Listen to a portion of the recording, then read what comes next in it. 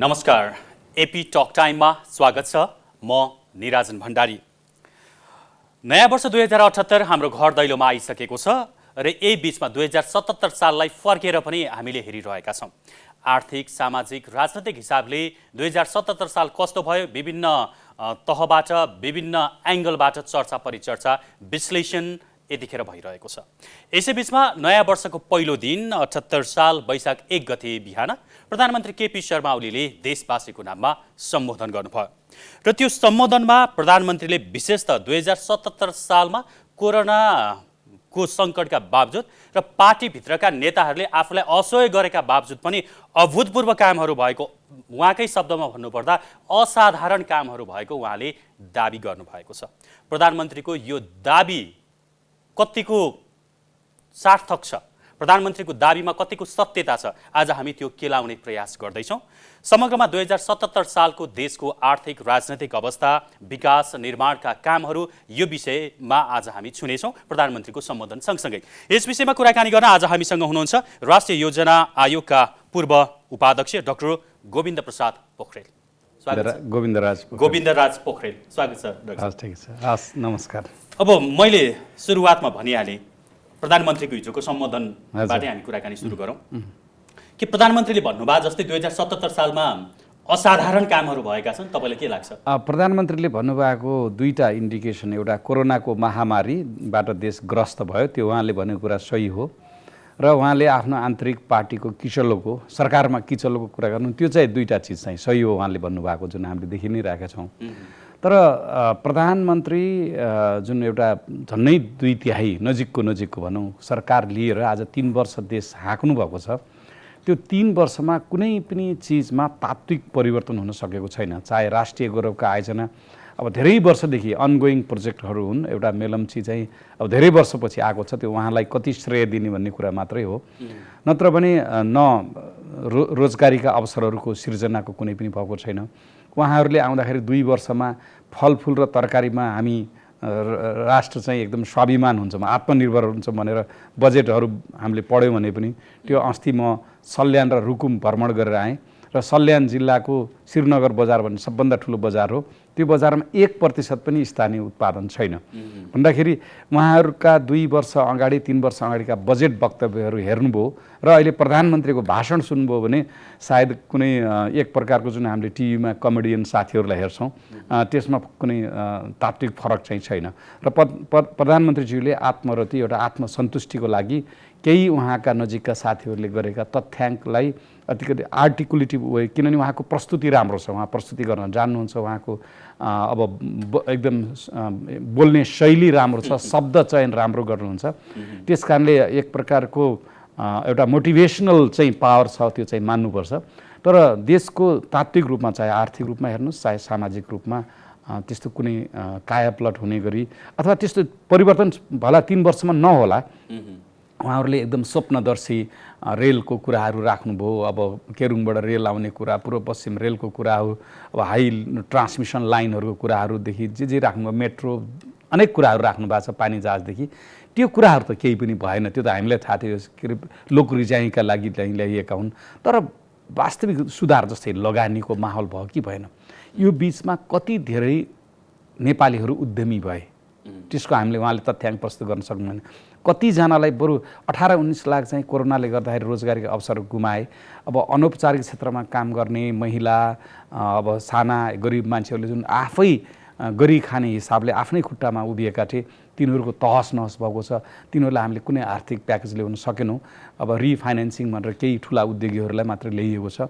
त्यस कारणले तात्विक रूपमा अर्थतन्त्रको जग बलियो हुने गरी कुनै नीतिगत सुधार हुन सकेन, लगानीको माहौल हुन सकेन। अब तपाईँ 20 वर्षदेखि 40 वर्षमा जुन 75 लाख युवा छ, त्यो मध्ये धेरै बाहिर छ, त्यो स्वदेश फर्केर केही काम गर्ने त्यस्तो माहौल हुन सकेन र केही फाटाफुट्टा अनगोइङ पूर्वाधारका कामहरू, तामाकोसी पनि 3 वर्षसम्म हुन सकेन, झन्नै 2 गुणा 30-35 अर्ब रुपियाँ चाहिँ तामाकोसीको खर्चमा थपियो, होइन? 30-35 अर्ब भने ठुलो कुरा होइन नि। त्यस कारणले न नीतिगत सुधार हुन सक्यो, न अर्थतन्त्रको जग बस्न सक्यो, न आयातमा प्रतिस्थापन हुन सक्यो, न तरकारी र फलफुल जुन उहाँका भाषण थिए त्यसमा देश आत्मनिर्भर हुन सक्यो। त्यो हामी केही पनि हुन सकेन। बरु आज 700-750 मेगावाट बिजुली भारतबाट ल्याएर हामीले लोड सेडिङ मुक्त हुनु परेको छ। विद्युतीय प्रसारण लाइनहरू पनि धेरै बनेका छैनन्। तपाईँले निजी क्षेत्रले उत्पादन गरेको बिजुली अहिले पनि खेर गएको छ विभिन्न ठाउँमा। त्यसैले प्रधानमन्त्रीज्यूले साना साना कुरा जस्तै बायोग्यास उद्घाटन गर्नेदेखि लिएर एकदम सानो सानो कुराहरूको छ।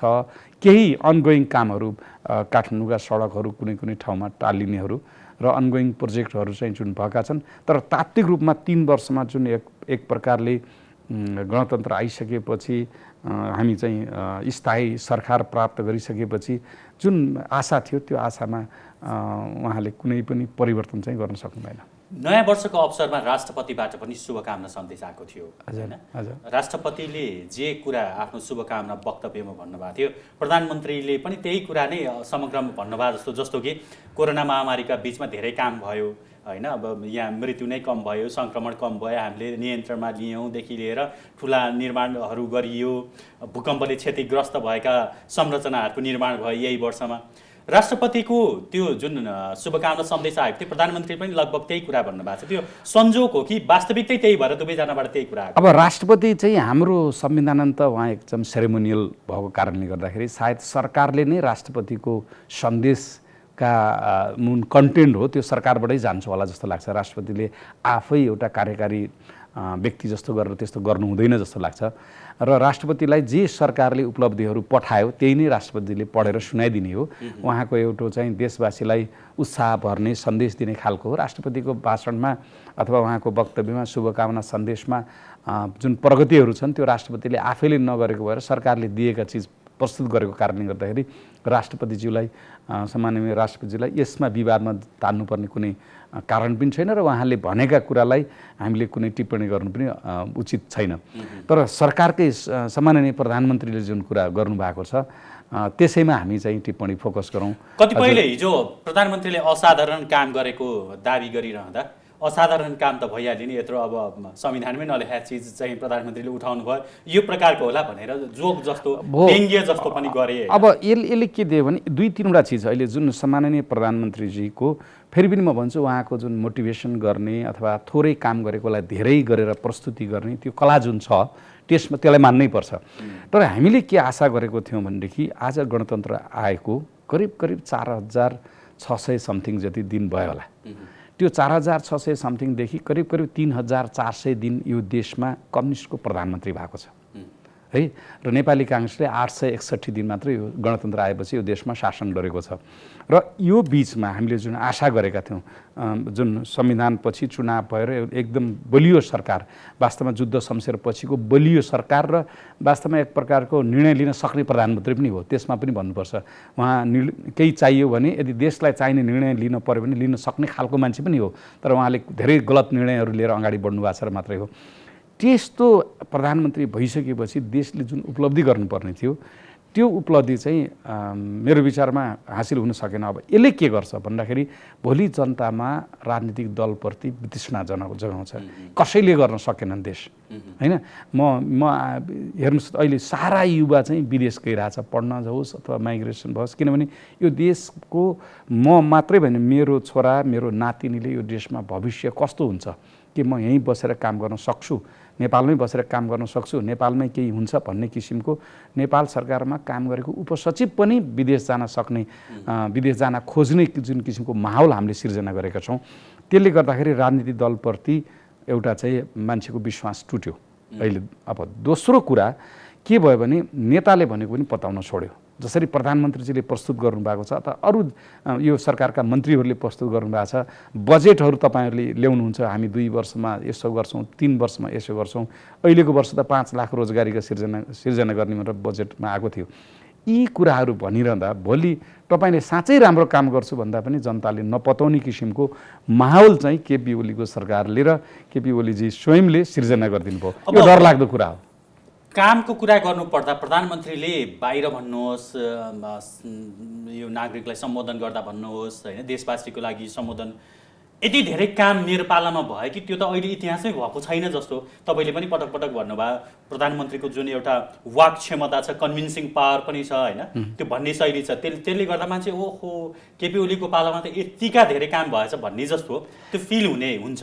तपाईँहरू विज्ञहरूसँग यस विषयको जानकारहरूसँग कुराकानी गर्दाखेरि खास केही पनि भएको छैन भनेर तथ्याङ्कसहित तपाईँहरू पनि प्रस्तुत गर्नुहुन्छ। अब हामी कुराकानी गर्ने मान्छे त कन्फ्युजमा पर्छौँ भने हाम्रा दर्शक श्रोताहरू झन् कन्फ्युजमा पर्छ। वास्तवमै प्रधानमन्त्रीले भन्नुभएको जस्तो केही पनि उपलब्धि नै भएको छैन भन्ने कुरा चाहिँ कसरी तपाईँ प्रमाणित गर्नुहुन्छ? होइन, मैले पहिला भने तपाईँले पहिला त आर्थिक वृद्धिको कुरा हेरौँ, हाम्रो राष्ट्रिय आय स्रोत कति बढ्यो, हाम्रो आयात कति प्रतिस्थापन भयो, हामीले लिएका लक्ष्यहरू, हामी कति कति कति कुरामा आत्मनिर्भर भयौँ। हामी बिजुलीमा आत्मनिर्भर भयौँ, भएको छैन अझै पनि, अझै धेरै दिन लाग्छ।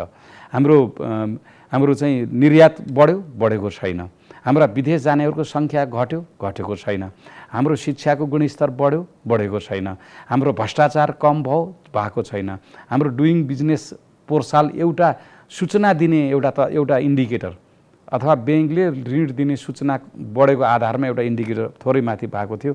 त्यस कारणले कुनै पनि इन्डिकेटर तपाईँलाई के चाहिएको छ अहिलेको तपाईँ एकजना साधारण नागरिकलाई तपाईँ बाटो राम्रो हिँड्नु चाहिएको छ, तपाईँलाई सुरक्षा चाहिएको छ, तपाईँलाई रोजगारी चाहिएको छ, तपाईँलाई देशमा शिक्षा चाहिएको छ, र तपाईँ मेरो भविष्य चाहिँ सुरक्षित छ र मेरा सन्तानको भविष्य सुरक्षित छ भन्ने एउटा चाहिँ जुन एउटा अनुभव हुन्छ मान्छेलाई, एउटा मान्छेलाई चाहिँ त्यसलाई फिलिङ हुन्छ, त्यो छ त मान्छेलाई, त्यो विश्वास छ जनतालाई छैन। त्यो गराउन नसक्नुको कारण, किनभने राजनीति भनेको मूलनीति नै हो। चाहे तपाईँ चन्द्रमामा रकेट पठाउनुहोस्, चाहे भारतमा नोटबन्दी गर्नुहोस्, चाहे लगानीको माहौल सिर्जना गर्नुहोस्, त्यो गर्ने राजनीतिले नै हो। तर अहिलेको सरकारले गरेको राजनीतिले के त्यस्तो सम्भावना देखायो त देखाएको छैन। हो, तपाईँले केही सडकहरू निरन्तर रूपमा बढाइराख्नु भएको छ, पुँजीगत खर्च बढ्न सकेको छैन। तपाईँले सरकारले ल्याएको बजेट खर्च नभइकन कसरी निजी क्षेत्रको बजेट खर्च हुन्छ? अहिले पुँजीगत खर्च त प्रतिशतका रूपमा झन् घटेकै छ यो सरकारको। अब वर्षमा 3 चोटि उहाँहरूले बजेटको संशोधन गर्नुहुन्छ होइन। अहिले भर्खरै मैले हिजो एउटा मेसेजमा देखेको थिएँ पत्रिकामा कि 1 खरब समथिङ चाहिँ अहिले उहाँहरूले रकमान्तर गर्नुभयो।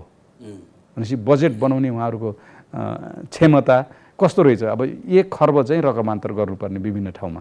त्यस कारणले न संरचनागत सुधार भयो, न प्रणालीको सुधार भयो, न सुशासन कायम भयो, न कर्मचारी संयन्त्र होस् अथवा निजी क्षेत्रको क्षमता वृद्धि भयो, न लगानीको माहौल भयो, न रोजगारीका अवसरहरू सिर्जना भए, न ठुला पूर्वाधार भयो यो देशमा। त्यो भएनन्। अब साना अनगोइङ कामहरू जुन त जुनसुकै सरकारले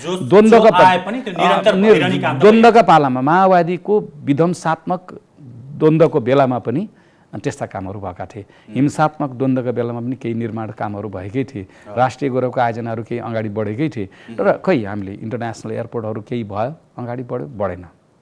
त्यस्तो कुनै पनि हामीले चाहिँ तात्विक भिन्नता चाहिँ मतलब उद्घाटन नभए नि कामहरू त भइरहेको छ भन्ने एङ्गलबाट कुरा हुन्छ। 80% सक्यो, 92% काम सकिसक्यो भन्ने होइन। तपाईँ अब त्यसलाई पनि उपलब्धि त मान्नु पर्ला होइन। त्यो त अब सरकार भने स्टिल बस्ने त होइन, धत्ता खाएर बस्ने, केही न केही काम त गर। मैले भनेको रेगुलर बिजनेस एज युजुअल सिनारियोमा हुने काम बाहेक केपी ओलीको सरकारले बरु प्रणालीगत हिसाबले चाहिँ जस्तै संवैधानिक निकायहरूमा जताकतै अति चरम राजनीतिकरण भयो। अहिले जहाँसुकै मैले नाम नलिउँ, धेरै संवैधानिक निकायप्रति जनताको विश्वासै उडेर गयो। किन यस्तो माहौल भयो भन्दाखेरि भोलि तपाईँले अदालतले गरेको, अख्तियारले गरेको, निर्वाचन आयोगले गरेका निर्णयहरूप्रति जनता चाहिँ यो यस्तै गरेका हुन्, सबै राजनीतिक दलका मान्छे हुन्, यिनी सबै राजनीतिक दलका प्यादाहरू लगाएर भर्ना गरेका छन् र ती व्यक्तिले गरेको निर्णय चाहिँ ठिक छैन भन्ने कुरा, त्यो जुन छाप हामीले जनतामा छोड्यौँ त्यो त भविष्यको लागि नराम्रो हो र राजनीतिक दलहरूलाई नै घाटा हो। किनभने हामीले लोकतन्त्रको विकासको लागि यो चाहिँ किन लोकतन्त्र बलियो भयो भने बल्ल विकास हुने हो होइन। त्यस कारणले यो संस्थागत जुन सुधार गर्ने, संस्थागत विकास गर्ने, एउटा स्टेबिलिटी दिने किसिमको कुनै पनि काम भएन। अब प्रधानमन्त्रीले भनेको यति किलोमिटर बाटो दिनको 5 किलोमिटर बाटो पिच भएको छ भन्नुलाई ठिक छ। कुनै कुरामा कुनै साधारण भौतिक पूर्वाधारहरू विकास गर्ने कुरामा पहिले भन्दा भयो, किनभने अहिले त स्थिर सरकार छ, कर्मचारी पनि तपाईँले खटाउन सक्नुहुन्छ। तर तात्विक भिन्नता कुनै हाम्रो निजी क्षेत्रको कुनै क्यापेसिटी बढेको छ त होइन? खरबौँका कामहरू गर्नलाई के हामीले जोइन्ट भेन्चरमा नगइकन हाम्रै निजी क्षेत्रले गर्न सक्छ त? त्यो किसिमको सरकारको संयन्त्र मात्रै, निजी क्षेत्रको पनि हामीले संयन्त्र। एउटा नगरपालिकामा 4 चोटि 5 चोटि 1 वर्षमा 5वटा कार्यकारी अधिकृतहरू सरुवा हुन्छन्। त्यो हामीले सुशासन दिन सकेका छौँ त छैनौँ। त्यसकारणले यी जब कुरामा चाहिँ तात्विक फरक हुँदैन र तपाईँले कुनै जग बोले, मैले प्रशंसा गरेको होइन, तपाईँले 48 सालदेखि 50 सालसम्म सुशासनका केही कुरा आयो होलान्, तर अर्थतन्त्रको जसरी जग राख्यो, तपाईँलाई मेलम्ची के अरे खिम्ती र भोटेकोसीमा जसरी हामीले विदेशीहरू ल्याउँदाखेरि व्यापक विरोध भयो हाइड्रो पावरमा, आज हाइड्रो पावर सेक्टरमा हेर्नुहोस् कुनै पनि गोरो छाला हेर्नु पर्दैन। सबै नेपाली इन्जिनियर, सबै नेपाली लगानीकर्ताहरूले काम गरिरहेका छन् निजी क्षेत्रमा। त्यो किनभने त्यति बेला गरिएका संरचनागत सुधार र नीतिगत सुधारले एउटा जग बसालेको थियो। 10 वर्षको हिंसात्मक युद्ध, हिंसात्मक विद्रोह जुन गर्यो होइन, त्यो र 10 वर्षको सङ्क्रमण काल जुन संविधान बनाउन लाग्यो, त्यो 20 वर्ष एक पुस्ता लगाएर आएको संविधान हो नि यो त। त्यो बिचमा पनि 3 वर्ष 4 वर्षको आर्थिक सुधार जुन नेपाली काङ्ग्रेसले गरेको थियो, त्यसले पनि देश अर्थतन्त्र रूपले कोल्याप्स हुन सकेन, भएन, बच्यो। त्यही सुधारले हो आज तपाईँ 48 सालमा 12-13 अर्ब त्यति बेलाको मूल्यमा राजस्व सङ्कलन गर्ने देश अहिले 1000 अर्ब चाहिँ राजस्व सङ्कलन गर्न पुगेको छ अहिलेको मूल्यमा होइन। त्यसकारण त्यो जुन संरचनागत सुधार हामीले भोलि केपी ओली सरकारको 10 वर्षपछि 5 वर्षपछि मूल्याङ्कन के गर्ने, कुन चिज सुधार गर्नुभयो उहाँले के ल भन्नुहोस् मलाई चाहिँ। तपाईँले एयरपोर्टहरू राम्रोसँग बन्यो कि, पुट मोडेलमा हामी गयौँ कि, कुनै योजनाहरू ल निजी क्षेत्रले पनि पूर्वाधारमा लगानी गर्न थाल्यो, फास्ट ट्र्याक टनलहरू चाहिँ निजी क्षेत्रले बनाउन थाल्यो भनेर त्यो कुनै सुधार ल्याउनु भयो कि होइन। ल युवाहरू त फटाफट देशबाट फर्केर अहिले त हामी तरकारीमा नेपाल आत्मनिर्भर भयो भन्ने कुनै आयो कि, त्यस्तो कुनै पनि आएको छैन। केही चिजहरू इन्क्रिमेन्टल रूपले भन्छ, केही मार्जिनल रूपमा केही थोरै प्रगति त सरकारको दायित्व नै हो त्यो गरे होला। तर उहाँको जुन भाषा र प्रस्तुति शैली छ र मान्छेमा एउटा प्रभाव पार्नु भएको छ कि साँच्चै देश त कायापलट नै भयो भन्ने पार्नु भएको छ, त्यो चाहिँ छैन। प्रधानमन्त्री भनौँ अहिलेको सरकारका अन्य मन्त्रीज्यूहरू पनि कामको जस लिने जुन प्रकारको होडबाजी नै जस्तो देखिन्छ। अलिकति पहिला त प्रधानमन्त्री हरेक दिनै उद्घाटन कार्यक्रममा जाने त्यो भइरहेको थियो। यद्यपि उहाँको राजनीतिक दलभित्र तीव्र ध्रुवीकरण भइरहँदाखेरि पनि त्यो देखिएको थियो। जस्तो 11 गते धरहरा उद्घाटन गर्ने भन्ने कुरा आएछ कि फेरि 2-3 दिन यता। धरहरा अब मतलब पूर्ण रूपमा त बनिसकेका छैन, त्यो एउटा उद्घाटन भनिसकेपछि त सबै फुल फेजमा सञ्चालन हुनुपर्ने हो। तर पनि एउटा धरहरा मात्रै ठडिँदाखेरि पनि एउटा उत्साहका साथ उद्घाटन गर्ने कुरा छ। अब यसलाई विरोध अथवा यसलाई गाली गर्नुपर्ने कुरा त केही छैन, तर समय सापेक्ष छ यो कुरा। प्रधानमन्त्रीको त्यो फेरि एकपटक धरहरा चाहिँ मैले उद्घाटन गराए हो भन्ने प्रकारको लालसा देखिन्छ कि यस पछाडि अरू कुराहरू पनि हुन्छन् भन्ने होइन। अब त्यो चाहिँ के हुन्छ नि, उहाँलाई नै हलुङ्गो बनाइदिन्छ। अस्ति जुन उहाँले 165 निर्वाचन क्षेत्रमा सडकको शिलान्यास गर्नुभयो, मैले थाहा पाएअनुसार ओखलढुङ्गामा 3 वर्षदेखि बनिरहेको सडक उहाँले शिलान्यास गर्नुभयो अहिले होइन। मलाई त्यहाँको पूर्व सांसदज्यूले चाहिँ अहिले संविधान सभाको सदस्यज्यूले भन्नुभएको 3 वर्षदेखि निर्माणाधीन सडक उहाँले शिलान्यास गर्नुभयो। त्यस कारण यस्ता आत्मरति, एउटा आत्मप्रशंसा केही गरेको छु भन्ने देखाउने जुन एउटा चाहना छ, हो हरेक राजनीतिज्ञको हुन्छ कि मेरै पालामा यो बनोस्। हामीले पहिले भनेको थियो केपी ओलीलाई यदि राम्रो काम गर्नु यति राम्रो छ, मेलम्ची आउँछ, तामाकोसी आउँछ, एयरपोर्टहरू बन्छन्, किन तिनवटा वर्षौँदेखि तिनी अनगोइङ प्रोजेक्ट हुन्, फिनिसिङ थियो। त्यो फाइनल टचमा उहाँले अलिकति स्पिड अप गर्नुभयो, जुन त्यहाँ भएका नीतिगत कुराहरू समस्यालाई समाधान गर्नुभयो, जग्गा प्राप्तिको कुरालाई समाधान गर्नुभयो, अलिकति स्पिड अप दिनुभयो जहाँनिर मिलेछ। प्राविधिक क्षमता नभएर काम ढिलो भयो, त्यसलाई अलिकति समाधान गर्नुभयो भने उहाँको कार्यकालमा उद्घाटन गर्ने हुनेछ भनेर हामीले नै भनेका थियौँ। किन तिन त अनगोइङ 20औँ वर्षदेखि अनगोइङ प्रोजेक्ट हुन्। तर त्यो उद्घाटन गर्न चाहनु यदि सम्पन्न भएर त्यो मन्त्रीको चाहना ठिक हो। मैले अर्को एउटा उदाहरण दिन्छु तपाईँलाई। अस्ति नौमुरेमा हाम्रो ऊर्जा मन्त्री गएर एउटा कार्यालय खोलेर आउनुभयो। अब नौमुरेलाई त्यसको निर्माणको मोडालिटी कुन हो, प्राधिकरणले गर्ने हो कि सरकारले गर्ने हो कि कुनै एउटा स्वतन्त्र एउटा कुनै कम्पनी खोलेर गर्ने हो, त्यो कुनै अहिलेसम्म निर्णय भएको छैन। डिपिआर भर्खरै सम्पन्न हुँदैछ र त्यसको चाहिँ अब एउटा कृष्णनगरतिर सुराई नाकामा पानी लाने भन्ने कुरा पनि अझै सबै कुरा निर्णय भइसकेका छैन।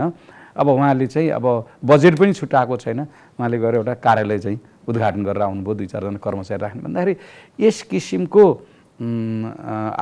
भनौँ अब जनता त्यति मूर्ख छैन। तर त्यो चाहना राख्नु फेरि राम्रो हो। तपाईँले यदि साँच्चै कामहरू सम्पन्न गर्दै जानुहुन्छ, मेरै पालामा भए हुन्छ। त्यो त नेताहरूको काम नै पब्लिक एपियरेन्स हुन्छ, पब्लिकलाई म काम गर्छु भनेर देखाउनु पर्ने, त्यो राजनीतिक दलहरूको त्यो चाहिँ नराम्रो चिज होइन।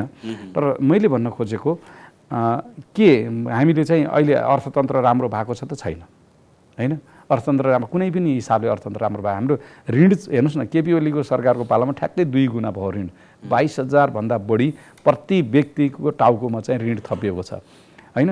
र तपाईँ म रुकुम गएँ, रुकुमको बजार हेर्नुहोस्, सल्यानको बजार हेर्नुहोस्, कुनै ठाउँमा पनि स्थानीय उत्पादन 1% पनि छैन। रोल्पा बजार जानुहोस्, 1% पनि हामीले तरकारी होस्, फलफुल होस्, स्थानीय उत्पादन हामीले त्यहाँ पाउन सक्दैनौँ। भनेपछि तात्विक रूपमा देश त दरिलो र बलियो त भएको छैन। त्यतातिर हामीले चाहिँ प्रगति, अब जस्तै म्यानुफ्याक्चरिङ सेक्टर भन्नु छ, जब तपाईँले ठुला प्रोडक्सन र म्यानुफ्याक्चरिङ उद्योगहरू राख्नुहुन्छ, त्यसले एउटा दिगो जग गर्छ। किनभने तपाईँ अरबौँको उद्योग यदि जडान गरेपछि उद्योगपतिले चाँडै छोड्दैन, तपाईँ व्यापारीले छोड्न सक्छ। तपाईँ गोदाममा ल्यायो, चाइनाबाट ल्यायो, इन्डिया बेच्यो अथवा नेपालमा बेच्यो, तिनीहरूले चेन्ज गर्न सक्छन्। तर ठुलो अरबौँको एउटा उद्योग राखिसकेपछि उसले बन्द गर्न सक्दैन, उसलाई माहौल दिनुपर्छ। त्यस्ता उद्योगहरू स्थापना भएका छन् त उहाँले कतिवटा उद्घाटन गर्नुभयो, त्यस्तो त भएको छैन नि। त्यस कारणले सरकारका निकायहरूले गरेका होला केही चिजहरू, अहिले सरकार एउटा सबल सरकार छ, बलियो सरकार छ, त्यस्तो सरकारले केही राम्रा काम पनि गरे होला। तर तात्विक रूपमा देशमा त्यस्तो परिवर्तन हुन चाहिँ सकेन। अब अन्तिम चरणमा हामी अलिकति राजनीतिक कुरा पनि गरौँ। तपाईँ राष्ट्रिय योजना आयोगको पूर्व उपाध्यक्ष मात्रै होइन, कङ्ग्रेसको नेता पनि हुनुहुन्छ। अब यति हुँदै पनि सबैले थाहा छ प्रधानमन्त्रीले चाहिँ अलि धेरै नै भन्नुहुन्छ, 2 गरेको छ भने 200 भनिदिन सक्नुहुन्छ भनेर टिप्पणी गर्छन् मान्छेले।